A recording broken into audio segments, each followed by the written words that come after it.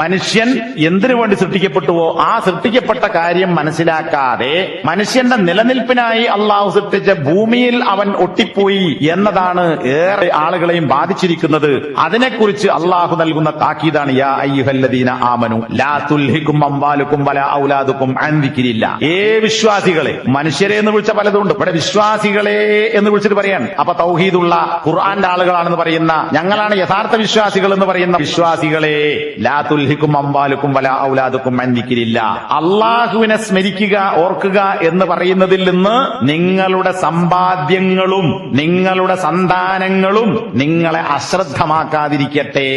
ദുനിയാവ് എന്ന് പറഞ്ഞാൽ രണ്ട് കാര്യമാണ്, ഒന്ന് സ്വത്ത്, കുടുംബം. ഇത് രണ്ടുമാണ് നേരത്തെ പറഞ്ഞ മനുഷ്യർക്ക് വേണ്ടി സൃഷ്ടിക്കപ്പെട്ടത്. അതിൽ മനുഷ്യൻ വ്യാപൃതരായി. അപ്പൊ അതിന് അള്ളാന്റെ താക്കീതാണ്, നിങ്ങളുടെ സ്വത്ത്, നിങ്ങളുടെ സമ്പാദ്യം, ഇത് രണ്ടും നിങ്ങളെ അശ്രദ്ധമാക്കരുത്. എന്തിൽ നിന്ന്? അള്ളാഹുവിനെ ഓർക്കുന്നതിൽ നിന്ന്. വമൻ യഫ്അൽ ദാലിക്, ആരെങ്കിലും അങ്ങനെ ചെയ്താൽ, അള്ളാഹുവിനെ ഓർക്കുന്നതിൽ നിന്ന്, സ്മരിക്കുന്നതിൽ നിന്ന്, പഠിക്കുന്നതിൽ നിന്ന്, മനസ്സിലാക്കുന്നതിൽ നിന്ന്, അങ്ങനെ അള്ളാഹുവിനെ ആരാധിക്കുന്നതിൽ നിന്ന് സ്വത്തും സന്താനങ്ങളും നിങ്ങളെ തടയുന്നുവോ, ആരെ തടഞ്ഞുവോ അവർ ഫഉലൈക ഹുമുൽ ഖാസിറൂൻ, അക്കൂട്ടർ തന്നെയാകുന്നു നഷ്ടം പ്രാപിച്ചവർ. അപ്പൊ നഷ്ടക്കാർ എന്ന് പറഞ്ഞാൽ ഈ കച്ചവടത്തിൽ പരാജയപ്പെട്ടവരാണ്, ദുനിയാവിൽ ഒട്ടിപ്പോയവർ, അള്ളാഹുവിന്റെ ദിക്ർ വിട്ടവർ.